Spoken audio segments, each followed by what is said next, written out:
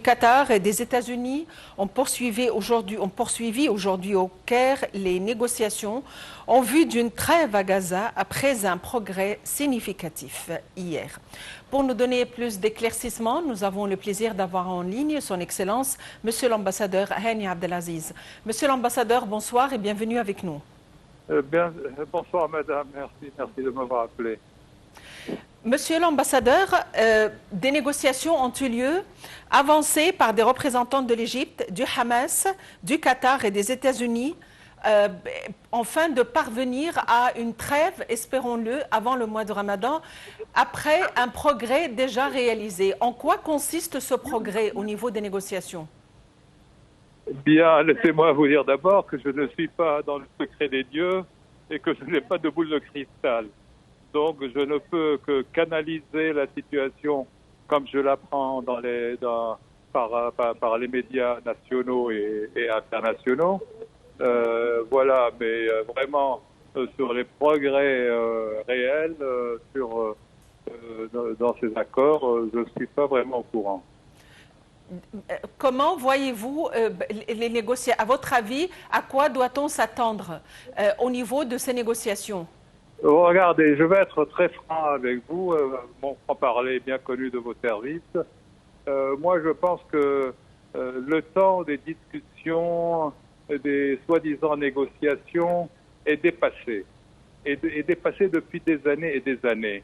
Et que l'on ne peut pas s'attendre à un respect le moindre depuis des dizaines d'années sur la question de la Palestine, d'Israël et les possibilités d'un accord de paix. Il y a un accord de paix d'Oslo qui date depuis 17 ans et rien n'a été appliqué. Au contraire, les gouvernements israéliens successifs, je ne parle même pas du gouvernement actuel de Netanyahou, bien avant lui, que ce soit de gauche ou de droite, ils n'avancent pas, ils ne veulent pas de solution. Ça les intéresse de maintenir la situation actuelle pour continuer à leur politique d'expansion aux dépens de la totalité du territoire palestinien et, comme je l'ai dit plusieurs fois, en visant aussi le déplacement des Palestiniens, pas petit à petit, mais de manière graduelle, vers l'extérieur des territoires qui leur reviennent et surtout vers l'Égypte. Donc moi je pense que dans tout cela, je ne suis pas pour la théorie de complot, mais les choses sont claires. Les Israéliens prétendent que le Sinaï a toujours été leur Sinaï, et que l'Égypte, l'Est de l'Égypte en particulier, à l'Est du Delta, prétendent que voilà, ça devrait être le grand Israël d'après la Torah, d'après le Talmud. Voilà la situation comme je la vois. Il faut avoir une vision à long terme de ce qui se passe. Il faut analyser ce qui se passe depuis 1997, 1905, 1917, 1948, etc. Et j'en passe, pour voir l'avenir. L'avenir est sûrement une hégémonie israélienne soutenue par certains pays occidentaux pour des raisons stratégiques d'abord, mais aussi ces raisons stratégiques comprennent aussi les intérêts économiques et l'exploitation des ressources naturelles de la région, en particulier dans l'immédiat Gaza. Donc, ce n'est pas un secret, par exemple, que la zone côtière de Gaza comporte, il y a eu des découvertes importantes de gaz dans la Méditerranée, je dis juste en face du territoire de Gaza. Il y a des accords entre, malheureusement, certains pays du Golfe pour faire passer leur pipeline par ce point. Moi, j'en reviens à une stratégie globale de certains pays occidentaux avec Israël afin d'exploiter les ressources économiques de la région au minimum. Je vais vous dire quelque chose en passant, vraiment.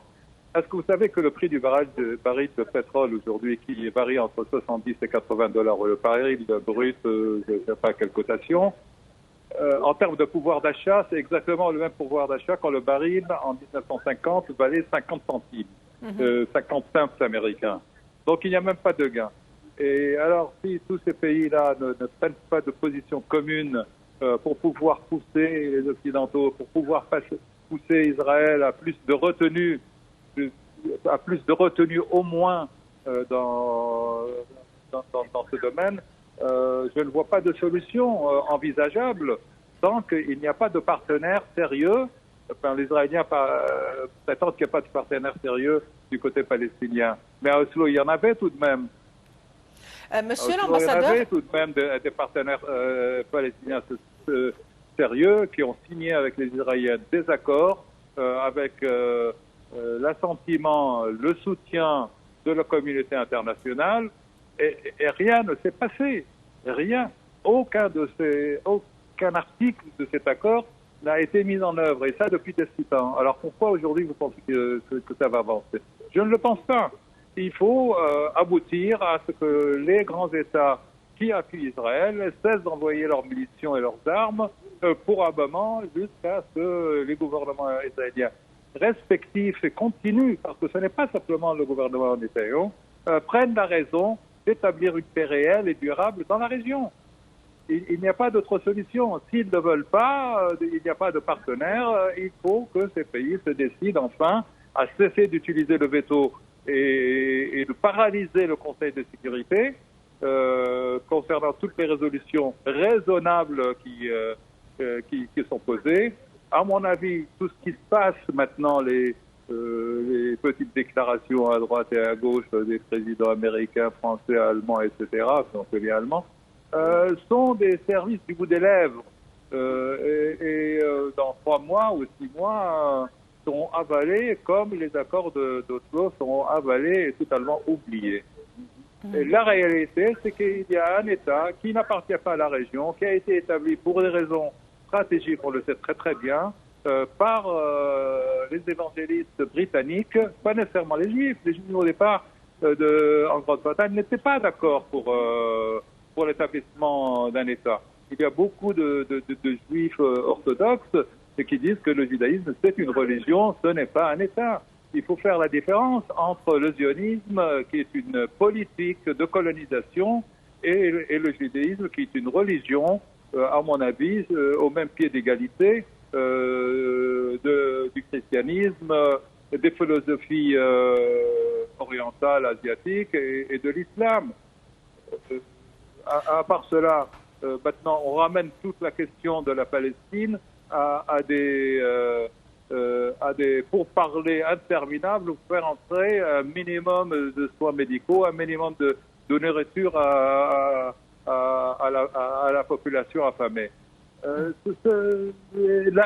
L'approche n'est pas suffisamment sérieuse pour arriver à des solutions. L'approche même des pays arabes et pays islamiques n'est pas suffisamment sérieuse pour pousser les grands États, surtout les États-Unis et leurs pays vassaux, je dis bien leurs pays vassaux de l'Europe occidentale, à prendre des décisions plutôt courageuses pour avancer. Monsieur l'ambassadeur, l'Égypte n'est pas un pays. Monsieur l'ambassadeur, il y a quelque temps, justement, vous l'avez même mentionné, le Conseil de sécurité des Nations Unies et la Cour internationale de justice ont tenu la Cour de justice a tenu une audience et le Conseil de sécurité a tenu des réunions et plusieurs pays où la majorité des pays ont avancé leurs propos. À votre avis, est-ce que ceci n'a donné aucun fruit? Ça n'a donné. Et je pense qu'il y a une petite restreinte. Il y a une petite restreinte de la part des forces de l'armée israélienne, l'IDF, à ce moment actuel, pour prouver ou essayer de prouver de s'en sortir de la situation qui tendait, comme le tribunal a dit, qui tendait à un génocide plausible. Plausible, c'est-à-dire plausible, ça veut dire plausible, ça veut dire très probable. De cela. Ça va prendre encore 2-3 ans, le jugement final. Alors, ils jouent, ils calment le jeu un peu. Ils savent qu'il y a des pressions américaines du bout des lèvres pour ne pas envahir Gaza. Mais est-ce que cela va mener à la solution des causes profondes de la situation, sans que les Palestiniens obtiennent un État ou soient intégrés dans un État, sur un même pied d'égalité avec tous les autres citoyens, mais dans la diversité que beaucoup de pays connaissent. Prenez la Grande-Bretagne. La Grande-Bretagne est un pays où il y a une diversité de cultures, de races, de religions, etc. Et ils vivent en paix tous ensemble. Pourquoi cela n'est pas possible au Moyen-Orient? Pourquoi cela n'est pas possible dans la grande Palestine qui comprendrait tout le monde? Bien, on veut deux États, qu'on fasse deux États qui vivent côte à côte, mais tout de même sur un seul pied d'égalité. Vous ne pouvez pas dire un État encerclé, sous siège, comme le dit le plan récent proposé par Netanyahou. C'est une politique de siège, ce n'est même pas un accord de paix. Et chaque fois, il y a érosion, érosion, érosion, érosion. Il faut s'attaquer aux racines profondes du conflit, le résoudre radicalement une fois pour toutes, pour que tout le monde vive en paix et puisse se développer, que ce soit les Palestiniens, que ce soit les Israéliens qui sont là déjà aussi vivent en paix. Moi, je nie pas la présence de l'État d'Israël, pas du tout, mais je dis que ça devrait être un État comme tout le monde, mais pas un État qui vit totalement dans l'impunité, contrairement au droit international, contrairement... Mais M. Netanyahou a même fait fi et l'a déclaré ouvertement du jugement préliminaire et éventuellement du jugement définitif de la Cour internationale de justice. Alors, que voulez-vous faire? Il n'y a que les pressions diplomatiques, économiques. Je ne suis pas en vente à guerre, je le répète, de la région. Voilà. Excellence, Monsieur l'ambassadeur Hani Abdelaziz, je vous remercie infiniment pour votre intervention. Je vous remercie infiniment. Il faut dire qu'un accord de trêve permettrait notamment une libération d'otages retenus à Gaza en échange de prisonniers palestiniens détenus par Israël. Et l'Égypte poursuit ses efforts intenses afin de parvenir à une trêve avant le Ramadan qui est censé débuter le 11 ou le 10 ou le 11 mars. Merci de nous avoir suivis. Très bonne fin de soirée à tous et à la prochaine.